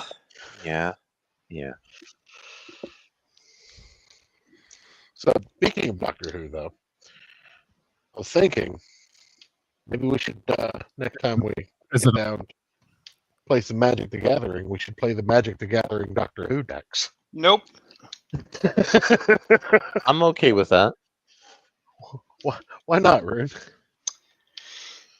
Because I have friends, and I have friends who are obsessed with certain things, and they do nothing but tell me, "Oh, this is great, that is great." It's like, just play fucking Magic. I don't want to play a Doctor Who deck. I don't want to play a 40k deck. I don't want to play a D&D deck. I just want to play goddamn Magic. Well, technically, a D&D deck is a Magic deck. I mean, it's literally the same property. It is the one crossover they've done that was not ass in concept. Well, the Lord of the Rings was also good. No, it wasn't. We saw that art. No, it fucking wasn't. Well, I'm not talking about the art, but the actual mechanics and the flavor was there. I don't hate it. I am not going to call Aragorn my Negro. Okay, it's not going to happen. I will. I will. Of course you would. Church, I found a suit for you. Yeah. Can't hide bottles in your desk. Too hard to drink. Oh, I've got this suit. Stop. You need the Goon suit. The Goon suit looks like any other suit. It carries liters of cask wine seamlessly in the lining. Pour booze in through a special valve. And a mouthpiece disguised as a pen lets you drink with impunity. Deep in thought in that meeting or kicking goals in that job interview. They'll never know you're really drinking Goon. No more awkward bottles. Call now and get the free Goon suit phone attachment. It looks like you're taking a call. that you're really drinking goon. And for a limited time only, you'll also receive the Goon Suit coffee cup. It looks like a regular coffee cup, but you put booze in it. Call now. I mean, you have that coffee cup at work, Church? I have 7 of those coffee cups. It was really the ending. So, also, there's going to be no more Ubisoft. Oh, yeah, I heard And, about that. Ubisoft, they can't agree on who's going to take over the company, so they're And going to split the company up. And the only What the thing fuck have you got on my lost screen, are Aaron? games that I own. I Well- had the next video I was going to play, but I'm getting a message that it wasn't sharing audio. So hold on. So Ubisoft has the Prince of Persia franchise. You know, we can now get a decent Prince of Persia. No, we won't. We won't. I mean, we could. They also have Heroes of... We already got Could, one. like it's a possibility. I We already got could one. fly out the fucking window, but it ain't gonna happen. So Larry, this video I would call the Princess of Persia. You put your little bleach in that shit? Yeah, that's right, babe. And then you turn the motherfucker on. And look how those greens watching. Now that is a good motherfucker wash right there. You don't have to use your hand. These right here is for those sorry Has she got a dip in? Is that what that is?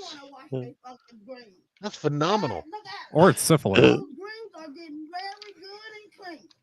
And then after you wash those motherfuckers, you drain them. Now they should be clean, they should be fresh, and they don't have. Did she just pour bleach on a big washer full of greens? Yes, she did. And let the water drain off them how. Let them spin, you know?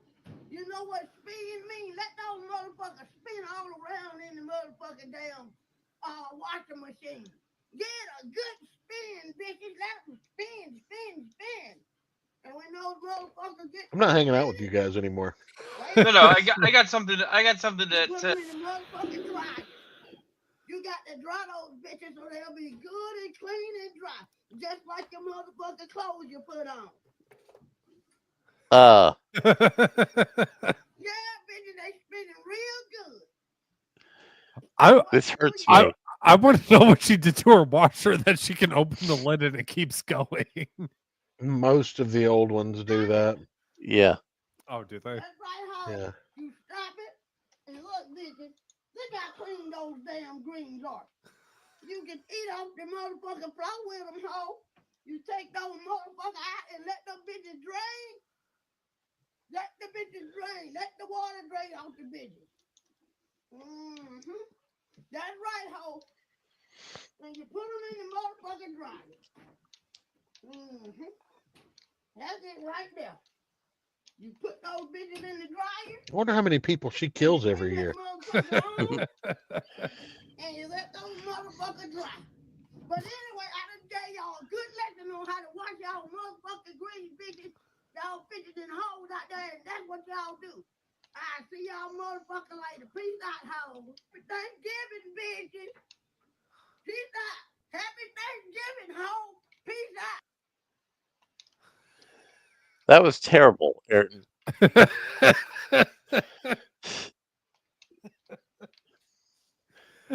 Oh, are we gonna fix things? Is this where we fix things with ramen and super glue?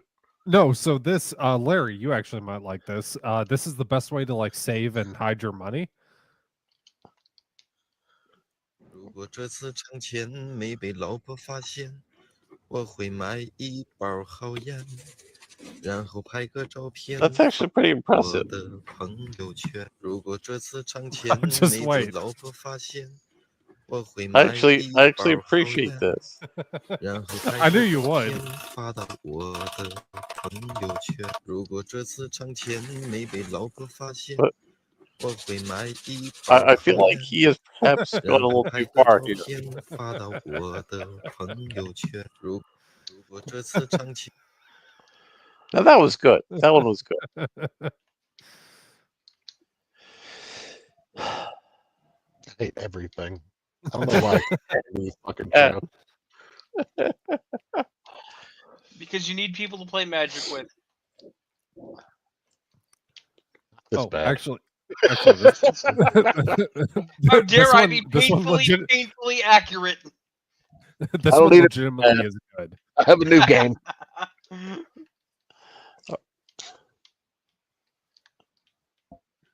can I help you? Can I have Oreo cookies and cream, please? You want that to go, right?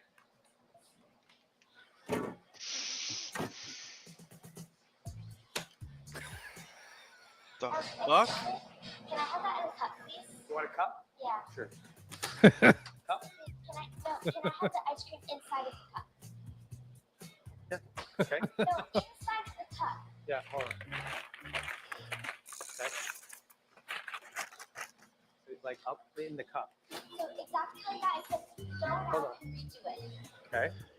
Why don't you say, listen, I'm a What kid, do I you don't want have any for money. toppings? I'm piecing out of here. You want M&Ms? Just wait.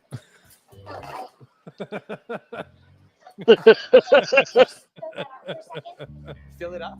No, don't do it in the back. Okay. Like chocolate sauce? Sure, but not in the His co-workers are like, yeah, this is normal. He's just fucking with this kid, right? Like he's gonna actually give them the order. Just wait. Just wait. That was my mistake. Hold on. I'll take care of that. Okay. Okay. That'll be $72, please. I don't think that should be the amount for ice cream. Was something wrong with the order? Yeah, you made a huge mess. Well, look. I'll have to charge you extra if I do it again. Wow. Is Wow. everything to your satisfaction, madam? Yes.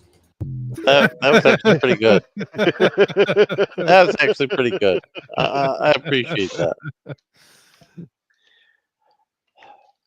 Oh man, that was good. And you know,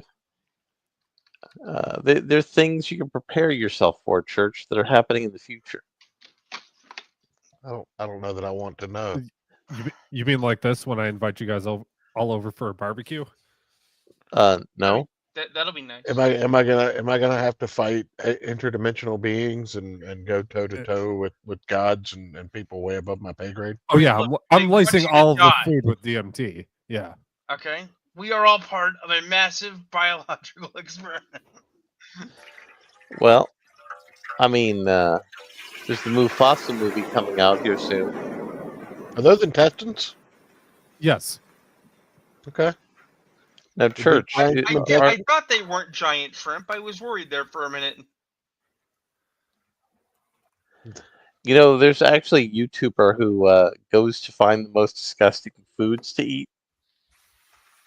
And most of those foods are poop. You shouldn't tell me about this.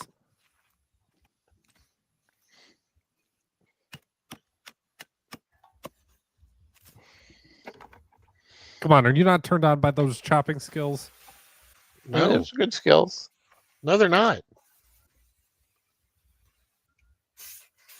I mean, for a TikTok video, they are. You got to put some Fago in there. Why did you shake up your soda? So it foamed. Because they got that hatchet man in them. Whoop whoop.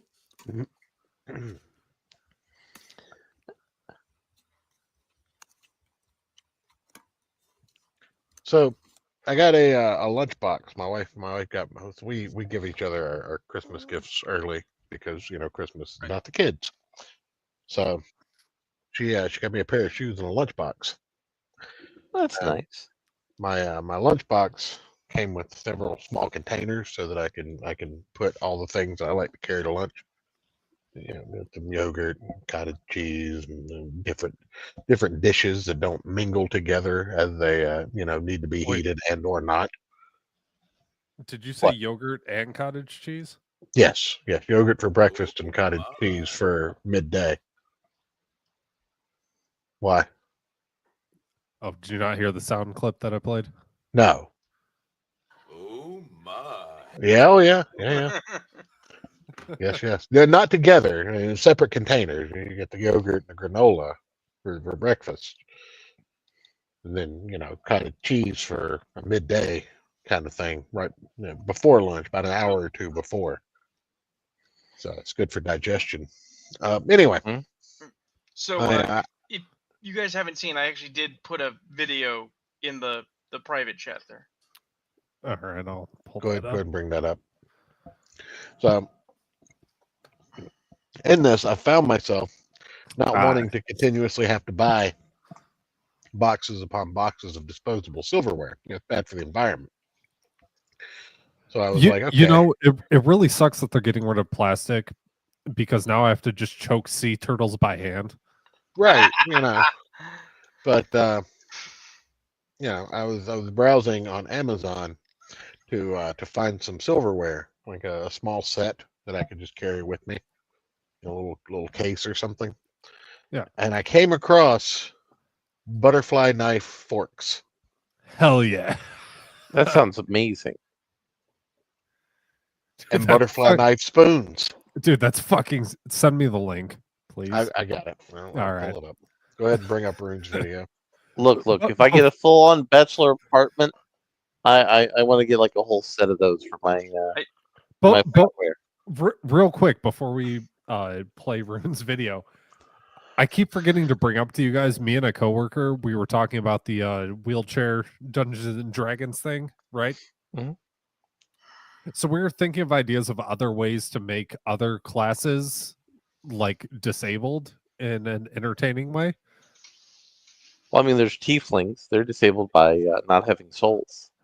And Tism. Mm-hmm.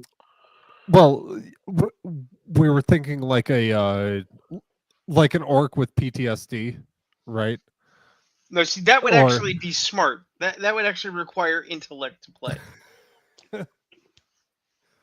But also, D&D does bad the mechanics of D&D are not good for that sort of thing. Or like a ranger with one arm. No, that's credible. Also, I like butterfly fork. That's slick. Will you DM me this link, Church? I need to buy these like yesterday. All right, so let's. I want to be clear. Let me be clear. I know this is the bee, but if the bee is mocking you, it's time to pay attention. Yeah. Oh, a bard with Tourette's and a speech impediment. That would be a fun one. That's the thing. So that's just a bard. That's just a D&D 5e bard. Fucking sparkles and tism. Bar Willis, I just want to say thanks again for inviting me to play D&D today. It's been way too long. And hey, you guys even met a girl. Of course we met a girl. We have a +4 in charisma, but a +1 billion in charisma. She's his cousin. Oh, okay. Well, anyway, I dusted off my trusted old copy of the rule. Chris, we're using the updated, more inclusive player's handbook. Yeah, Chris, it's exclusive. It's inclusive. So I said exclusive. Oh, okay. I mean, we never excluded anyone when we played back in the day, did we? Not now, Chris. I'm explaining how inclusive the game is. Yeah, Chris, it's explaining. Now, let us all introduce our characters. I am Willis, the Dungeon Master, and I will also be playing the character of Correct, a non-binary level 5 tiefling bard who is driven to get revenge on an evil sorcerer who attacked their town and killed their parents. I am Clubbar, the Strong, and my character's name is also Clubbar, the Strong, he, him. And he's driven to revenge because an evil sorcerer attacked his town and killed his parents. You're just repeating my backstory, Clovbar. Did you even work on your backstory? Never mind. I mean, I played the evil sorcerer who killed your parents. I'm Zorbo. Uncanny dodge. Halfling nimbleness. Pew, pew, pew. I just brought my character from back in the day, Steve. That hurts He's me. Human fighter. Damn right he is. Fucking based. He's level 5. Has a sword. Pretty cool. Nobody plays a basic fighter anymore. Where'd you even find this guy? Yeah, Chris. What a nerd. What, you mean people who don't want to be Bring your effective? character sheet, and I'll get them updated for modern. I mean, modern. 80% of the current players do play with the human fighter. Oh yeah, that was the other one we came up with, a druid with severe allergies. Good as new. That's fucking hilarious.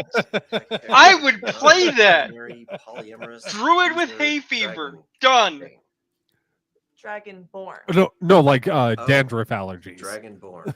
Yeah. But I mean, Why not correct me if I'm both? wrong. In this Yeah, game, don't we go yeah, into both. dungeons and kill dragons?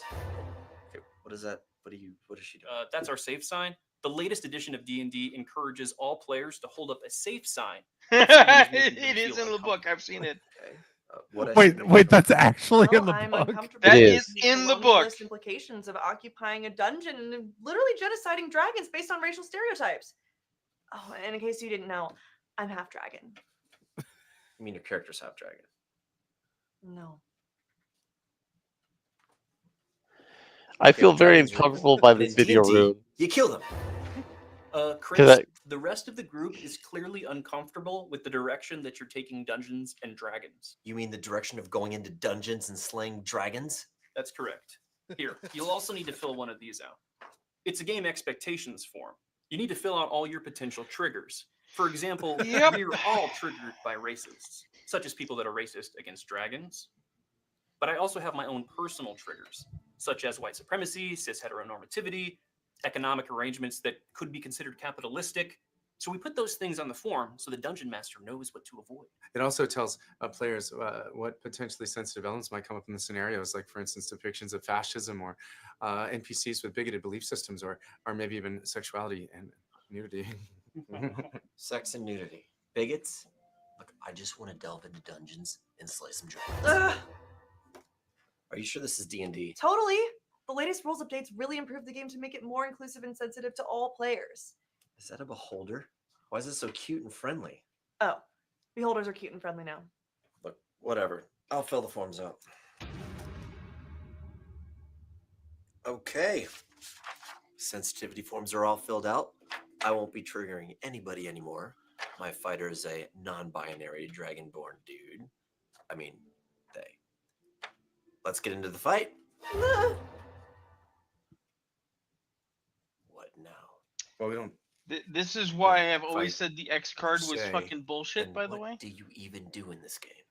In this adventure, we are part of a group called the Resistance that is fighting back against an evil wizard named Fronald Frump, who has just been elected dictator of Waterdeep. Chris, go ahead and roll a charisma check to see if you can convince anybody to vote with your protest sign. 20. You convince several onlookers and you register 7 new voters for the cause. Yay! Yay! It's fun.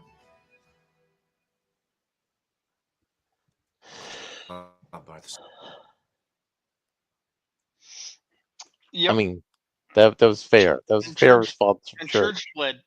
I hate everything about what I just watched.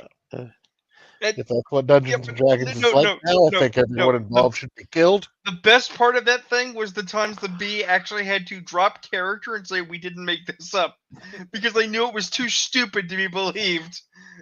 Mm-hmm.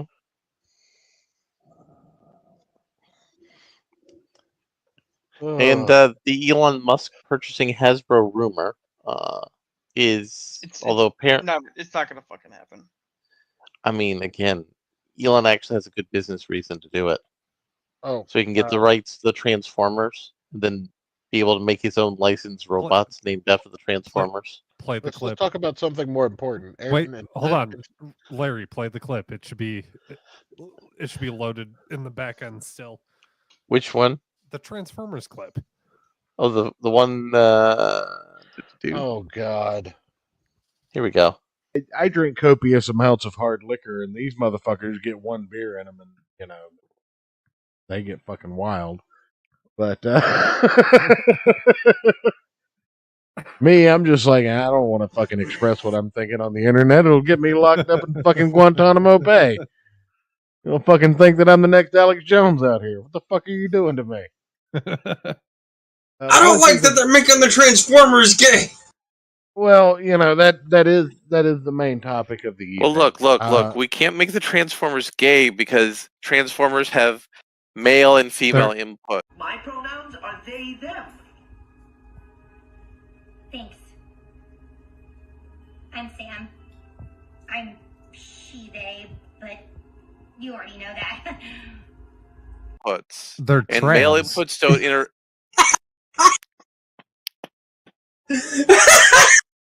What do you mean? I'm not even. I hate all of you. So, Aaron, instead of jumping on buying the butterfly fork and spoon, Yeah. you should also know that there are several camping survival sporks on the market that have, Oh, yeah.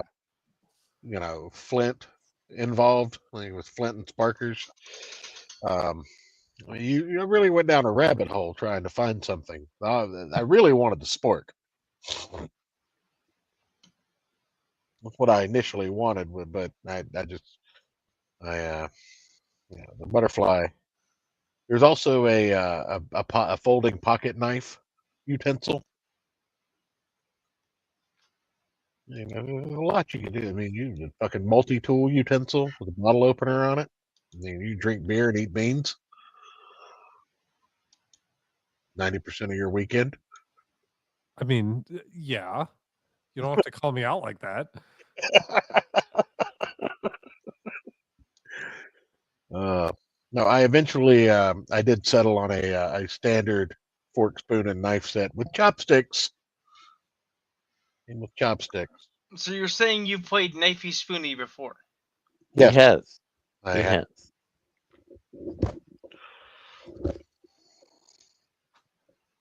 Fucking gay Transformers. I'm never gonna live that clip. I'm deleting that shit. Oh, come on. I did a good edit on that, all right? You did. I'm sure you still have it saved on your computer, so when I delete it, you'll just re-upload the shit. I mean, I might still have it saved on my that might be on my old computer, actually. I don't know. Ooh, I could actually get rid of it. Hate you people so much. Oh, this one, this set of foldable spoon, fork, and spork come with rape whistles on them. Oh, fuck yeah. I need one of those. Why? So you can signal when you're about to commit a crime? No, because I'm way too close to Detroit.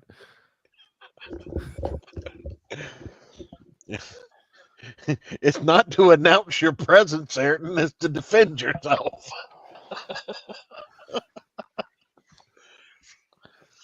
I should have bought black. Listen, cutlery from the home. I have a cousin who grew up Catholic and who was gay, so like he won out. So, all right, where's this going? Nowhere. That's it. No, very good. I'm glad we could have this chat. I'm never coming back on this fucking show. Deleting the whole goddamn channel. But I do have this though. to end us out with. Why is there a Warhammer in this? Time to open another booster pack of Dwayne Johnson trading cards. I'm really hoping for the Sock Johnson or the Glock.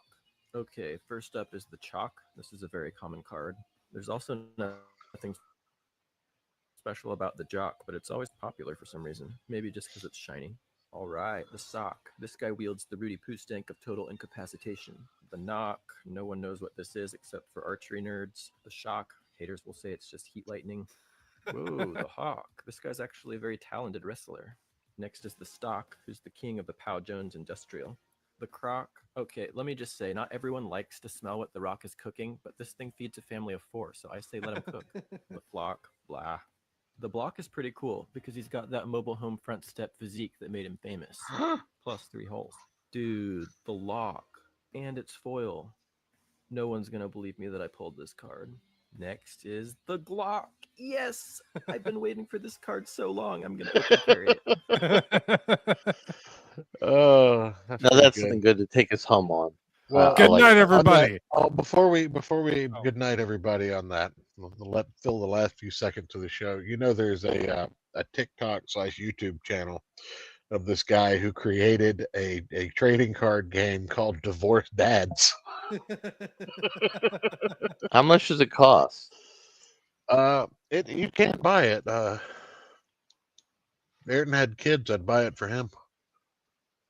Let's see here. Divorced Dad Shop. Do you want the starter packs or booster packs or the Age of Alimony expansion?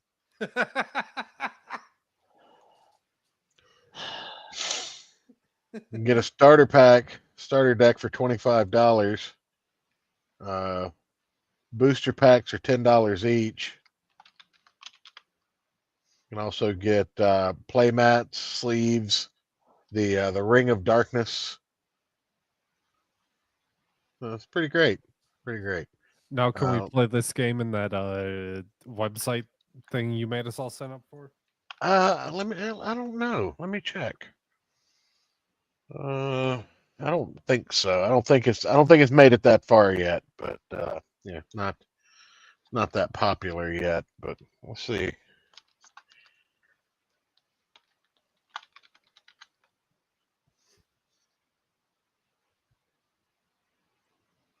Oh, come on. All right. So we'll create deck. It's frozen. God damn it.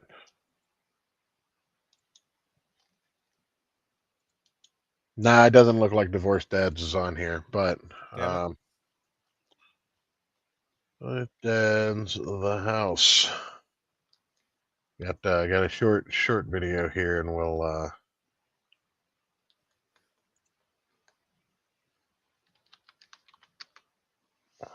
give you a brief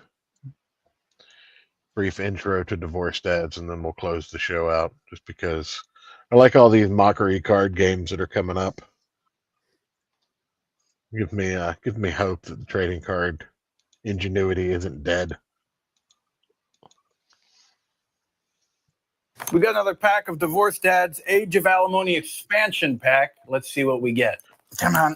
He puts on this full regalia for every opening. Bed bugs, very common beast. Everyone's got bed bugs. Okay, this card's kind of interesting because you always know when your opponent has one. Back spasm, common. Knee surgery. All right. This card might slow you down a little bit, but it's definitely worth it in the long run to have a knee surgery. Left leg of alimony. This is interesting. Okay, first card of alimony. See right here, we're starting to build the beast. All right. Right leg of alimony. Hey, look at that. Maybe we're going to build them today. Foot odor. That makes sense. You know, there's been a lot of feet in this pack. And 6-pack. All right. I wanted the house on that one, but I'll take a shiny 6-pack. Yeah. All right. Good night, everybody. Good night, everybody. Remember, tip your waitress.